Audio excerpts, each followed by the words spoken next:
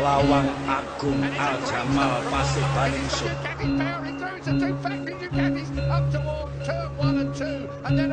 Layo batin wis kambuh ing jiwaning sun.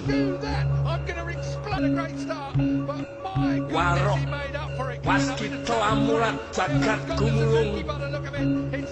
Pono awas andulu jagat gumelar. Gusti wis sampurna jiwa lan raga. Kukuh jatine manungsa. Bagus bumi Ponorogo.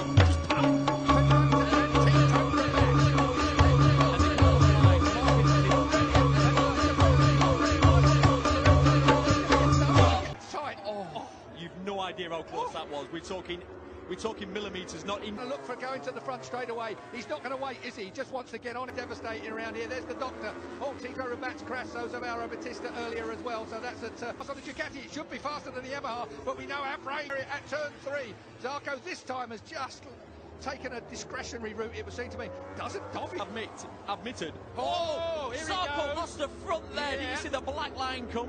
Big black line. That he can ride to the limit and get away with it. Who'd have thought we'd see two Ducatis like this out front? Absolutely out for turns 3. That's turn 4 they're just going through now, and then it's 5 as they find their rhythm, they find their marks. I'll tell you, Lorenzo, he takes that long. He's going to be more gentle on the front. Here comes Dobby. Dobby underneath him. Dobby takes him then.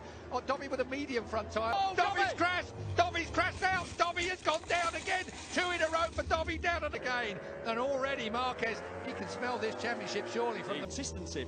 That's why he was so frustrated when he's bobbled a bit. Tell you that way, he was out a bit wide. It just bobbled a little bit. And as soon as he comes round, when he trail braking, which means he's still carrying a lot from back of Zarco. You can turn it around. You can take a look at everybody wherever you want to. Just move your phone. 5. Yeah, well, he's there already. Yeah, but he didn't say what position. He's in. Oh, hello. We'll have a bit of that, says Marc. But Marquez has gone through to second place now, and he is devastating, isn't he, Marc? No, straight back at him. And he knows that's the only way he can beat. To do with it. Look at Petrucci. Oh, down has gone Zarco! Zarco has crashed out. Zarco down. And that Tech 3.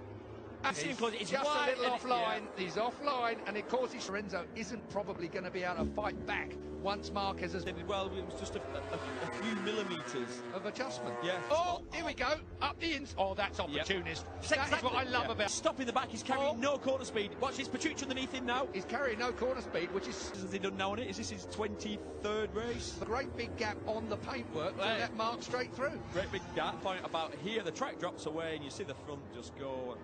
What a shame. Yeah. So if the punishment doesn't fit the crime, that is the ultimate one. Yeah, it really is. We must be up to about 105 now or something like that. Like, just say that's true. Best Ducati is a Pramac Ducati. Mainly off track. Who's going to get that second factory bike? Scott Redding is out at turn 7. That is music. Van Nair is a signed entity for Pramac now. Been signed up so early. There's a few tough places. Valentino's not going to wait. No, he won't. He's going to try and get as much momentum up behind Lorenzo as he can onto the front. Easy when you've got massive wings on it. Rossi hot in there on the out. He was every bit as quick as him, or not as quick, the pair of them. Here we go. Up the inside. Hello, Jorge. Bye-bye, Jorge. That'll be the last. Someone is going to end up with...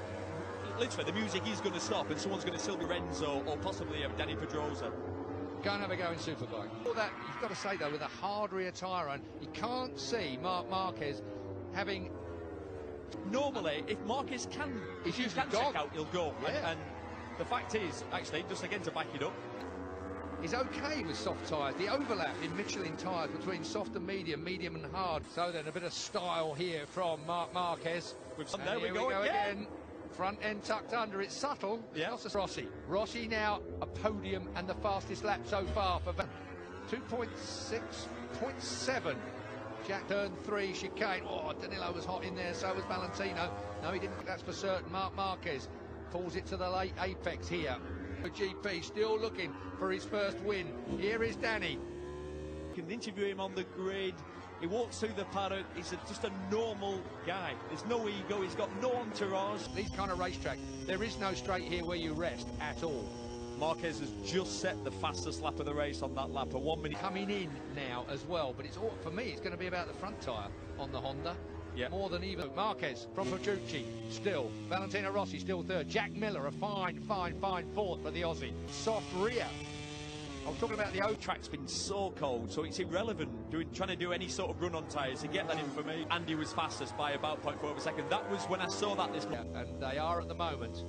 So, and that is what, 12th and 13th at the moment. Bradley Smith behind them on the KTM terms at the moment. I'm sure if any of you have been keeping up on it, we won't dwell on the thought. Has never quite been in anybody's hands in Marc VDS. Money in Marc VDS. This is one of the best funded teams there is out on the racetrack.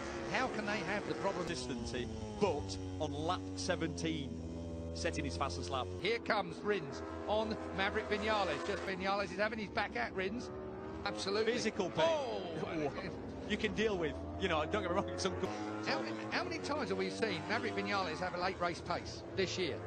Danny's in front of Lorenzo. Yeah. And it's late race pace, the problem in the leaders. It's irrelevant what your race was done. Mistake from Lorenzo. It's typical Lorenzo. Exactly breaking the same. Yeah. Exactly the same as we saw before. He is really the Honda. It wants to get tight. You need Petrucci just to try and break that. Do you know, it's been. Gap. I was looking at another stat that I've got. You remember when he's gone out on slick tyres when there's been 6 inches of dry line in place. Yeah. You know, Rossi has had to try the Marquez style of getting their bikes through corners, and maybe that's part of well to test and change things during the course of the season. Look at him using a bit of inside curve still, and then just gets it. Doesn't over-try. Overriding is a real problem. You can overdo everything when you get in. He's ridden a really good, mature race for second place. Here's Cal Crutchlow, right on top of him. Crutchlow is in 10th place front. Here's one. Oh, unbelievable. Cal Crutchlow going to be tired. Up there, Rins nearly hooked himself at the back. Close. Nearly hooked the rear of Cal Crutchlow. They're just not going to trail brake as hard into those corners that can knock you off. It's where you lose it is on that. Used up all your tyres. You should just be peaking. It should have gone over the best by now. Yeah. But I'm just guessing from the way that the tower to the left of your picture there. Marquez fan in the grandstand. There is Marc Marquez. As we move on, it's going to be a big wheelie out of the last. Marc Marquez then of Repsol Honda. He's the bounce. He's going to win.